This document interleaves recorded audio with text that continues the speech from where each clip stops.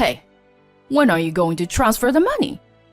Send me $10,000 right now.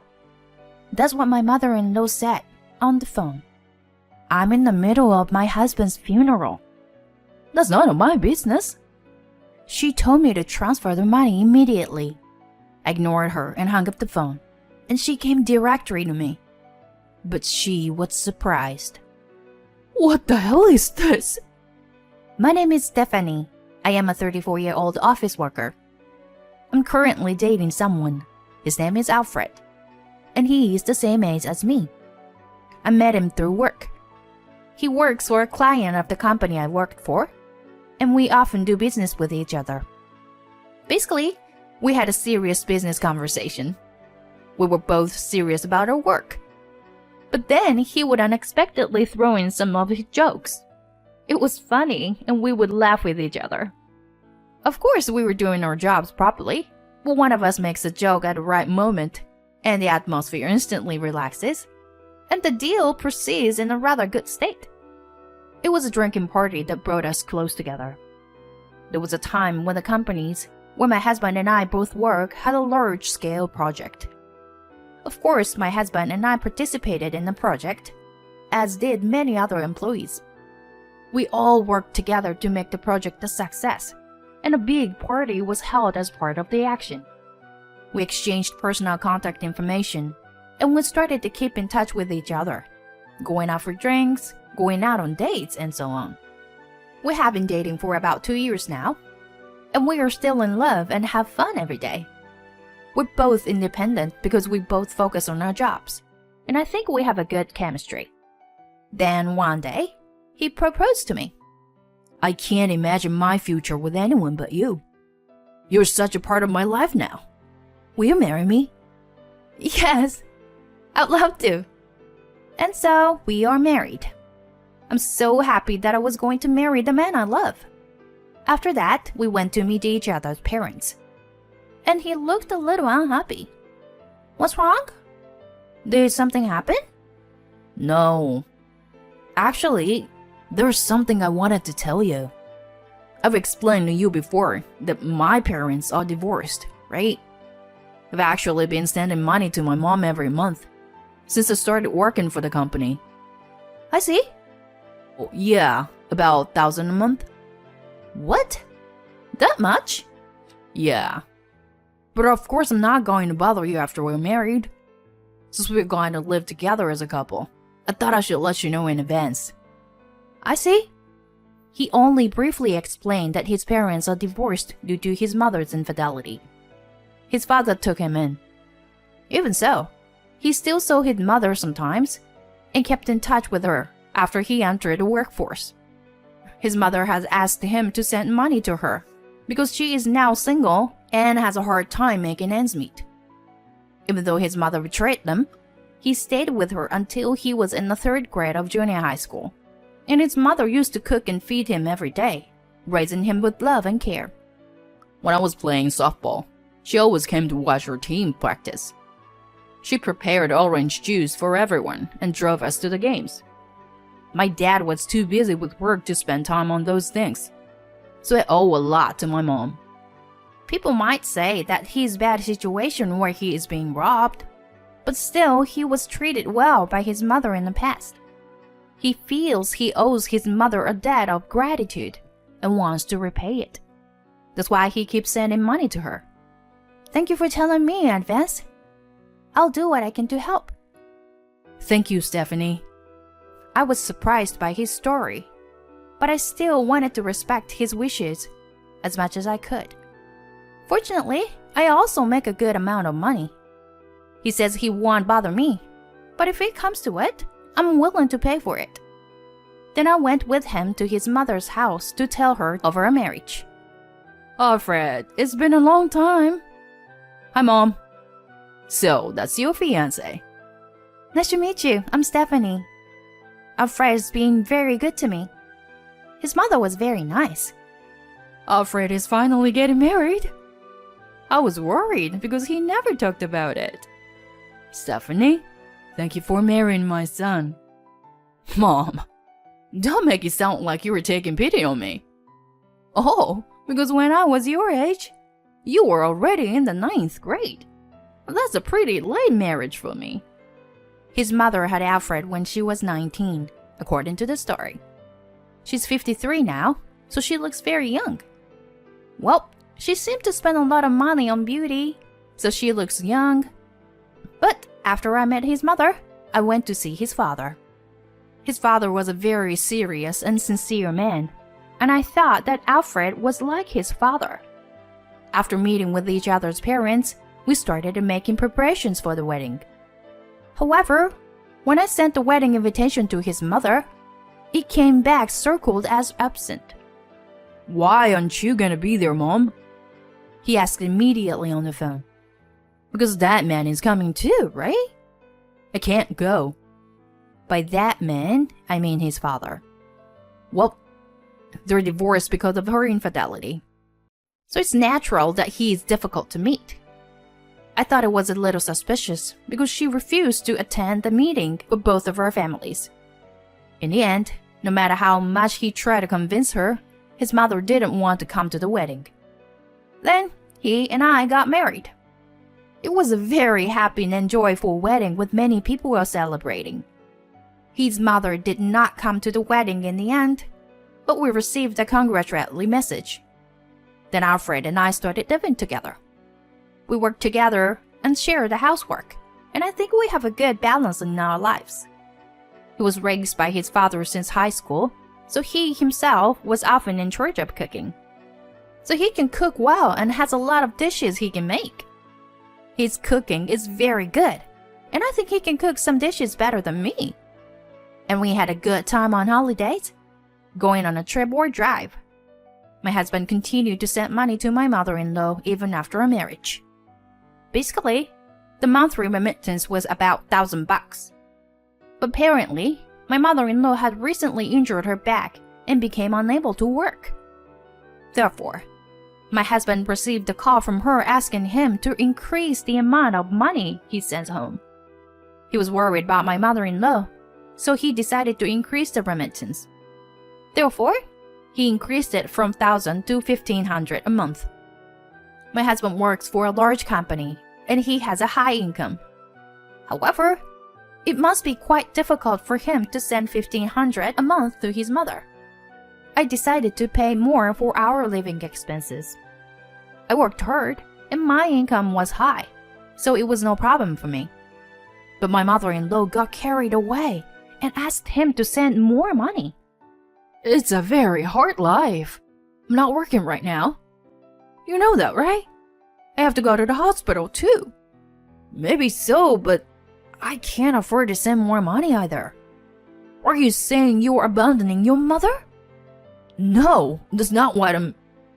Then send more money to me for my sake.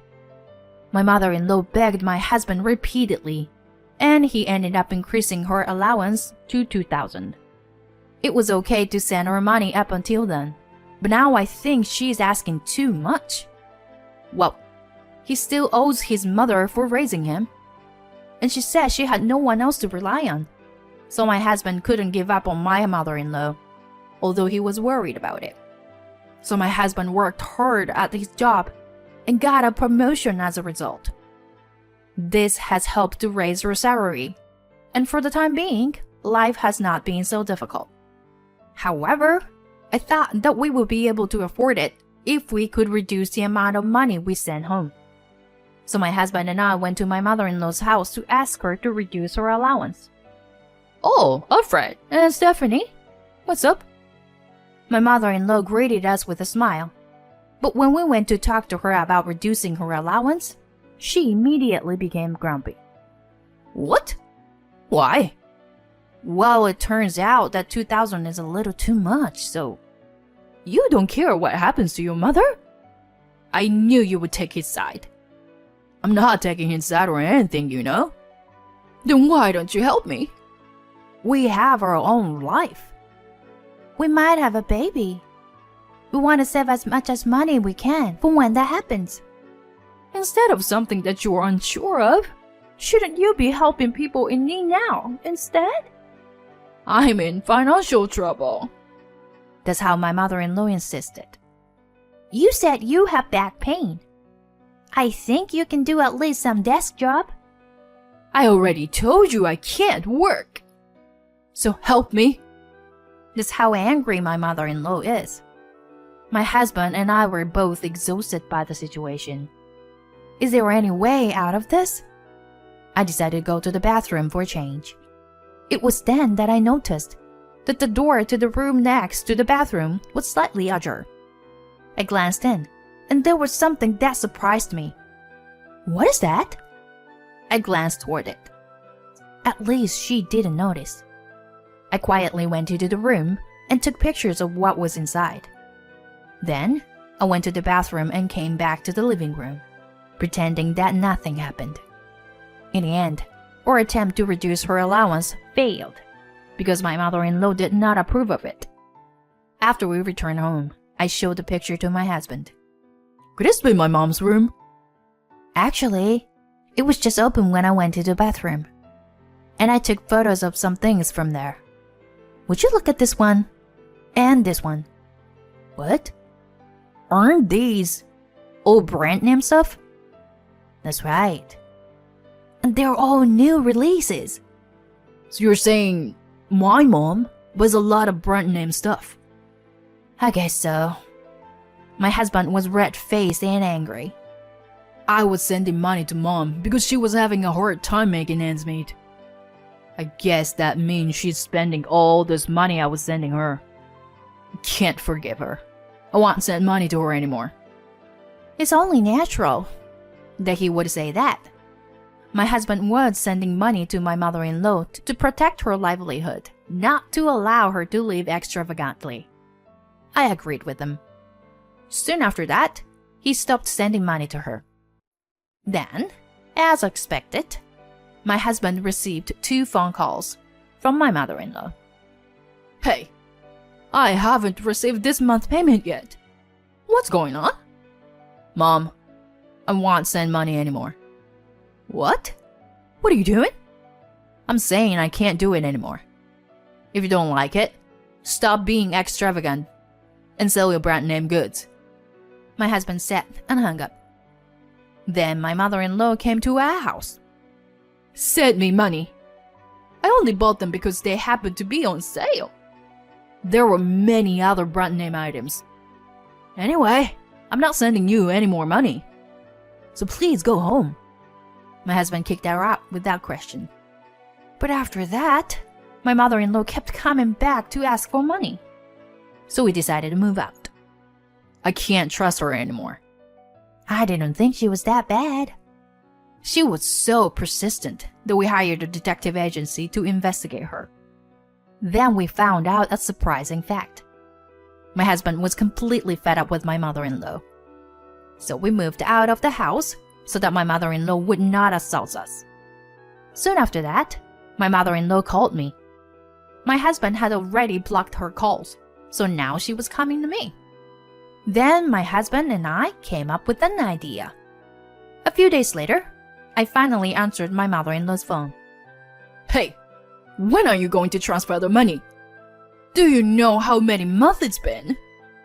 5 months! 5 months! How can you expect us to send you $2,000 a month for 5 months? Send me $10,000 quickly. I then told my mother-in-law. I'm in the middle of my husband's funeral. What? Funeral? Yes. My husband just recently passed away. Then my mother-in-law said something surprising. That's none of my business. What? Just transfer the money. Are you really saying that? Is money more important than your son's funeral? Of course. Money is more important. Even though you had an affair, he felt indebted to you for raising him, so he sent money to you even after he entered the workforce. He also told me about the time when he played softball. He said that you always drove the car and supported his team at practices and games. When I explained this, my mother-in-law snickered. He had it all wrong. I wasn't doing it for him. It was because the coach of the softball team at the time was a good-looking guy his age. He didn't know it, but the coach and I were having an affair. Oh no. I thought my mother-in-law was an arsehole. I don't care what you do, but can you please transfer the money to me as soon as possible? He was well paid and I'm sure he has a lot of money in his inheritance. Enough. We're in the middle of the funeral at a place called Madison Funeral Home. I will wire you the money. What? You don't have the authority to decide that. Just transfer the money. I ignored her and hung up. Then my mother-in-law came directly to me. Hey, I'm here because you didn't transfer the money.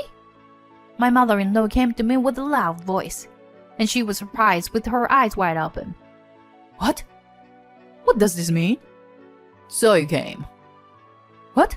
Afraid? And my mother-in-law looked around at the people there with a pale face. There were several people there, all of whom had been tricked by my mother-in-law into giving her money. I asked the detective agency to investigate, and they found out about that. And just recently, they had lost contact with my mother-in-law. And so, there was no way to get her to return the money.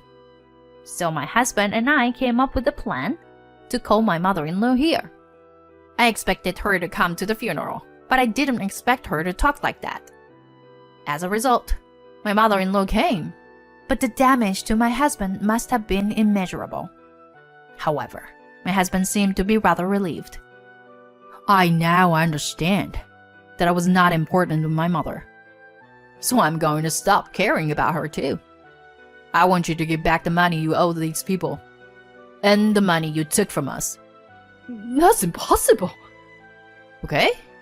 Then we'll have to go to the police. The police? Yes, because what you're doing is stealing. Now you're moving in with some young guy and paying for him. That's what we found out. We can talk to that guy if you want. Don't bother Edward. I feel sorry for you. You can either go to the police or you can give the money back. Just make a choice. My mother-in-law slumped down on the floor, her face pale. She finally gave up and chose to return the money. We all went to my mother-in-law's house to prevent her from running away and retrieved all the brand name goods. We immediately sold them and turned them into money. My mother-in-law first used the money to pay back the people to whom she owed money. But it was still not enough to cover the money that my husband had been sending her, so he contacted a certain person. It was my mother-in-law's brother. Her brother runs the family's auto body shop. We explained the situation to him and asked him to put my mother-in-law to work. He had always been very fond of my husband, and he always did whatever my husband asked. And this time, my mother-in-law had done something terrible. So he said that he is responsible for punishing his sister and forced her to come out and help him with the family business. My mother-in-law tried to escape many times and moved into her young boyfriend's house. When my husband and my mother-in-law's brother went to talk to the guy named Edward, he immediately threw my mother-in-law's belongings out of the house, saying that he didn't want such a troublesome old woman. To me, she was just like a matron who gave me money. My mother-in-law was shocked to hear that from the guy to whom she had paid a lot of money. So my mother-in-law's brother took her out and put her to work to make sure she couldn't run away from home. In exchange of giving my mother-in-law food and shelter, she made sure that all the money she earned went to my husband. Things are going well for now, but my husband and I will continue to keep a close eye on my mother-in-law because she might do something wrong in the future. I will continue to be close to my husband and spend happy days as a married couple.